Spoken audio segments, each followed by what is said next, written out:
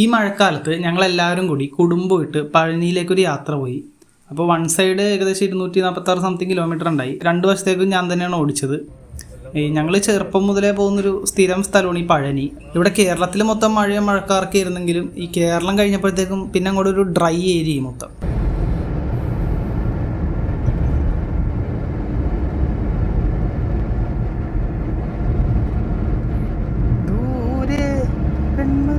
അങ്ങനെ ഒരു പ്ലസൻറ്റ് വൈകുന്നേരത്തോടു കൂടിയാണ് ഞങ്ങളിവിടെ പഴനിയിലേക്ക് എത്തുന്നത്.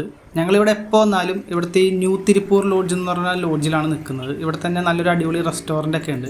പക്ഷേ ഇപ്രാവശ്യം ഒരു ട്വിസ്റ്റ് ഉണ്ടായി. കാരണം എന്താണെന്ന് വെച്ചാൽ ഞങ്ങൾ വന്നപ്പോൾ എല്ലാ കൊല്ലം ഇവിടെ ഭയങ്കര കത്തിയാണെന്ന് വിചാരിച്ച് അച്ഛൻ വേറൊരു ലോഡ്ജ് നോക്കാമെന്ന് വിചാരിച്ചു, ഇത്രയും കൂടി ബഡ്ജറ്റ് പറഞ്ഞു. പക്ഷേ അവിടെ ചെന്നപ്പോൾ നോക്കുമ്പോൾ ഈ ആംബിയൻസ് ഒന്നും അത്ര ശരിയല്ല, ഒരു വൃത്തിക്കുറവൊക്കെ ആയതുകൊണ്ട് പിന്നെയും പെട്ടിയും കടക്കൊക്കെ എടുത്ത് ഈ പതിവ് പോലെ ഇങ്ങോട്ട് തന്നെ വന്നിരുന്നു ഞങ്ങൾ.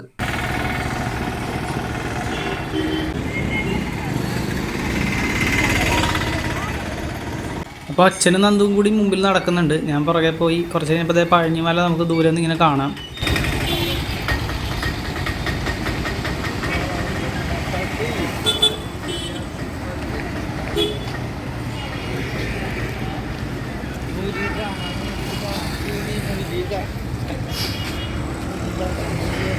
പിന്നെ അച്ഛൻ വർഷങ്ങളായിട്ട് പറയാറുള്ള പതിവ് സ്ഥിരം കഥകളൊക്കെ തന്നെ ഞങ്ങളോട് ഇങ്ങനെ പറഞ്ഞുകൊണ്ടിരിക്കുകയായിരുന്നു. ഞാനതൊക്കെ കേട്ടിങ്ങനെ നടന്ന് അങ്ങനെ പഴനിയിലേക്ക് കയറി.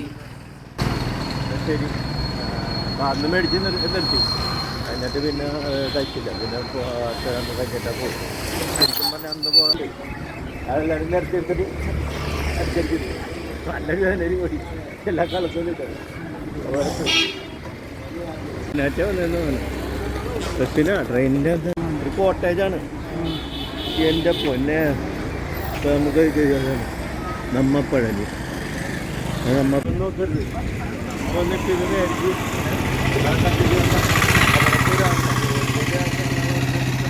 ഞങ്ങൾ ഈ പഴനി മല കയറുന്നതും പിന്നെ ഇതിൻ്റെ ഒപ്പം ഈ ട്രെയിനും റോപ്പ് കാറും പിന്നെ ഈ പഴനി മലയുടെ മേളിൽ നോക്കിയുള്ള ഈ ടൗണൊക്കെ കാണാൻ പറ്റും. ഇതൊക്കെ വീഡിയോ എടുക്കാമെന്ന് വിചാരിച്ചാണ്. പക്ഷേ മുകളിലേക്ക് ഫോൺ അലൗഡ് അല്ല. അപ്പം അതുകൊണ്ട് നമുക്ക് ആ പഴനിയുടെ മെയിൻ കാണാൻ പോയ സംഭവം, അതായത് മെയിൻ സംഭവം ഈ വീഡിയോയിലൂടെ കാണിക്കാൻ പറ്റില്ല.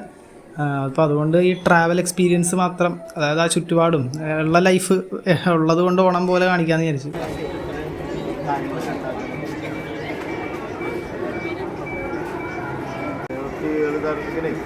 ഭയങ്കര സൂക്ഷിക്കുമായിരുന്നാണ്.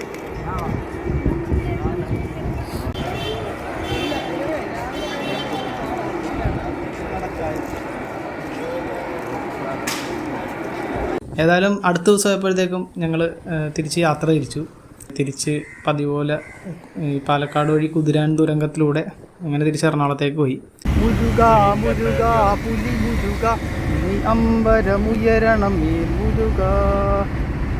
അമ്മ തുരങ്കം അമ്മ ഇന്നലെ ഉറക്കുമായിരുന്നു. ഇവിടെ എത്തിയപ്പോൾ കണ്ടോ ഉറക്കുമായിരുന്നു.